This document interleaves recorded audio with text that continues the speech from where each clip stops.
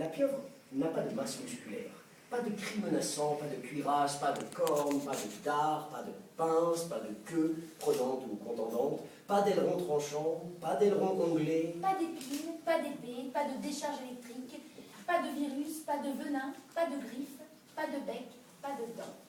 La pieuvre est de toutes les bêtes la plus formidablement armée. Qu'est-ce donc que la pieuvre? C'est la ventouse. Dans les écueils de pleine mer, là où l'eau étale et cache toutes ses splendeurs, dans les creux de roches non visitées, dans les caves inconnues où abondent les végétations, les crustacés et les coquillages, sous les profonds portails de l'océan, le nageur qui s'y hasarde, entraîné par la beauté du lieu, court le risque d'une rencontre. Et si vous faites cette rencontre, ne soyez pas curieux, évadez-vous. On entre ébloui, on sort terrifié. Voici ce que c'est que cette rencontre, toujours possible dans les roches du large. Une forme grisâtre aussi dans l'eau. C'est gros comme un bras et long d'une demi-aune environ. C'est un gibet. Oui, cette forme ressemble à Un parapluie fermé qui n'aurait pas de manche. Cette loque avance vers vous peu à peu. Soudain, elle s'ouvre. 8 rayons s'écartent brusquement autour d'une face qui a 2 yeux. Ces rayons vivent. Il y a du flamboiement dans leur ondoiement. C'est une sorte de roue.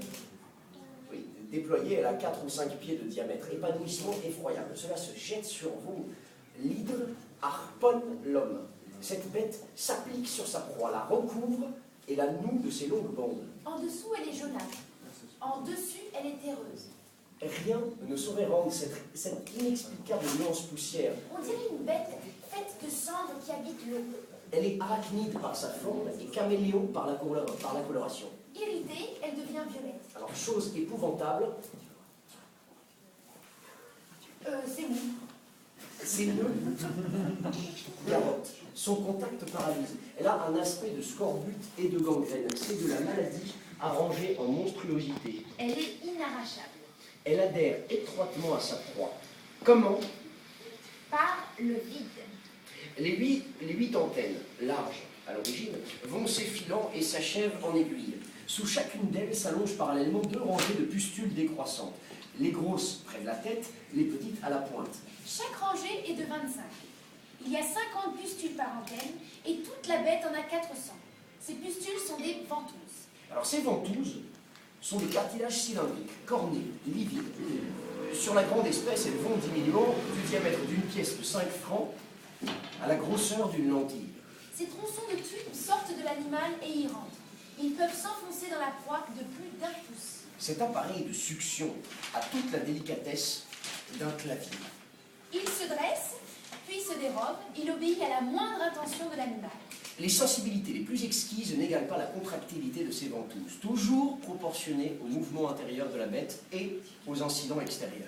Ce dragon est une sensitive. Ce monstre est celui que les marins appellent poulpe, que la science appelle céphalopode et que la légende appelle Kraken. Les matelots anglais l'appellent devilfish, le poisson diable. Ils l'appellent aussi bloodsucker, suceur de sang. Dans les îles de la Manche, on le surnomme La pieuvre. Il est très rare à Guernesey, Très petit à Jersey. très gros et assez fréquent. À Cercle. Une estampe de l'édition de Buffon par Sony représente un céphalopode étreignant une frégate. Denis Montfort pense qu'en effet, le poulpe des hautes latitudes est de force à couler un navire. Boris Saint-Vincent le nie. Mais constate que dans nos régions, il attaque l'homme. Allez à Cercle, on vous montrera près de Brécourt le creux d'un rocher où une pieuvre, il y a quelques années, a saisi, retenu et noyé un pêcheur de homards. Perron et Lamarck se trompent quand ils doutent que le poulpe, n'ayant pas de nageoire, puisse nager. Celui qui écrit ces lignes a vu de ses yeux à Cercle Dans la cave dite Liboutique, une pieuvre poursuivre à la nage un nageur. tuée, on la mesura. Elle avait 4 pieds anglais d'envergure et l'on peut compter les 400 ce soir. La bête agonisante les poussait hors d'elle convulsivement. Selon Denis Montfort, un de ces observateurs que l'intuition à haute dose fait descendre ou monter jusqu'au magisme, le poulpe a presque des passions d'homme.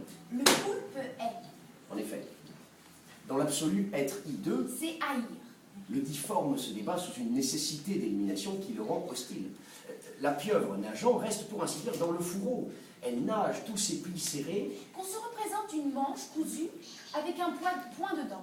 Ce point qui est la tête pousse le liquide et avance d'un vague mouvement ondulatoire. Ces deux yeux, quoique gros, sont peu distincts, étant de la couleur de l'eau. La pieuvre, en chasse ou au guet, se dérobe. Elle se Rapetisse, elle se condense. Elle se réduit à sa plus simple expression, elle se confond avec la pénombre. Elle a l'air d'un pli, d'une vague. Elle ressemble à tout, excepté à quelque chose de vivant. La pieuvre, c'est l'hypocrisie. On n'y fait pas attention. Brusquement, elle s'ouvre. Une viscosité qui a une volonté. Quoi de plus effroyable? De la glu pétrie de haine. C'est dans le plus bel azur de l'eau limpide que surgit cette hideuse étoile vorace de la mer. Elle n'a pas d'approche, ce qui est terrible. Presque toujours, quand on la voit, on est prêt. La nuit, pourtant, et particulièrement dans la saison du rut, elle est phosphorescente.